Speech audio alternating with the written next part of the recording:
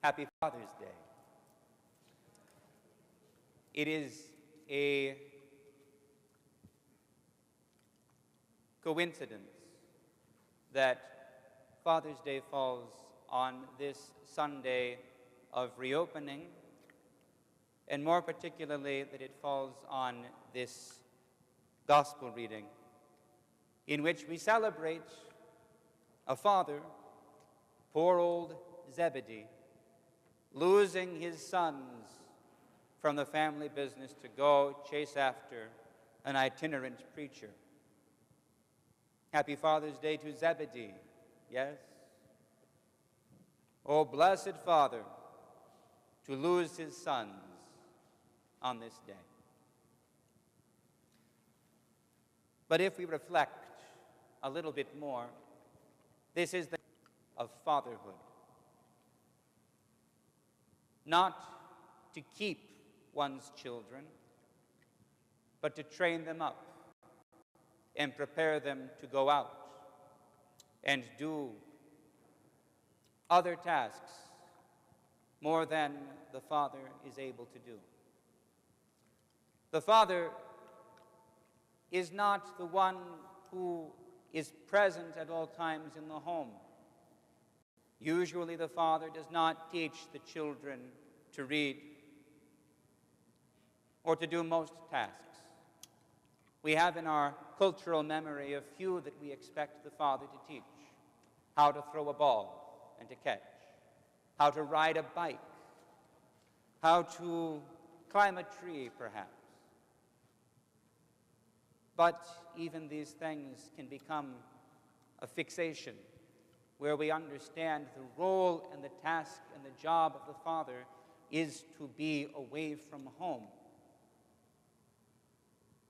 doing the work that must needs be done. The family is safe and clothed and fed.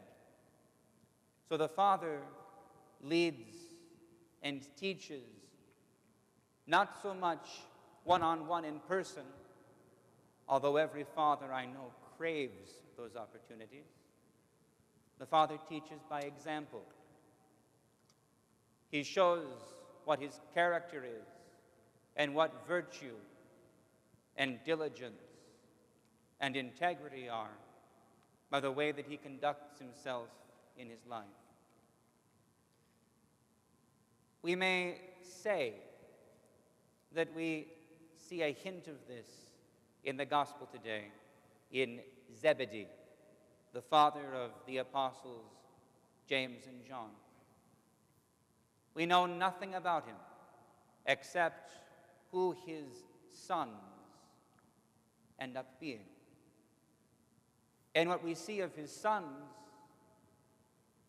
gives a good picture of the character of this man, gives a good indication that he taught his sons well, so that even though his lot was not, in fact, to have them follow him in manning that boat on the Sea of Galilee and providing fish to the villages round about, in carrying that work on yet another generation, nonetheless, his name has passed on.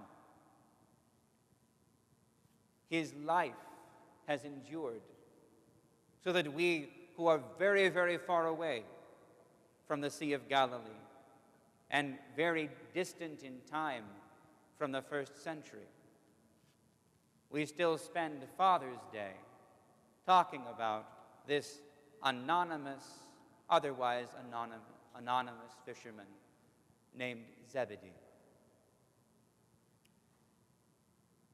What we must understand from this is more than panegyric, however.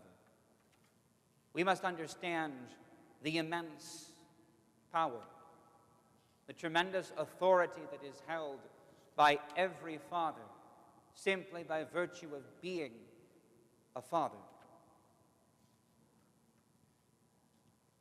The examples that he gives to his children that are good will be a support and an aid to sustain them long after that father is gone. The mistakes he makes will be burdens that his children have to bear long after he is gone as well. It is right that we honor the fathers today. It is right that we reflect on fatherhood today. Because in the church and in the world, we have a great need of the example, of the leadership, of the witness that can only be provided by good and pious and faithful men who do their duties, who fulfill their responsibilities, who work with integrity, who care for their families with diligence, and who hold themselves to a high standard so that what they cannot teach in person, they may teach by example. We honor the fathers today who have taken this burden upon themselves. We pray for the fathers today, and we pray for their children, and we pray for all of us, reflecting and remembering how grave a matter it is to father a child, and how glorious a matter it is when one fulfills the duties and responsibilities of fatherhood, not just for the children, but for the community, for the church, and for the entire world. At the end of the day, when we honor the fathers, we remember that of all the family, the father has the highest honor and the highest responsibility.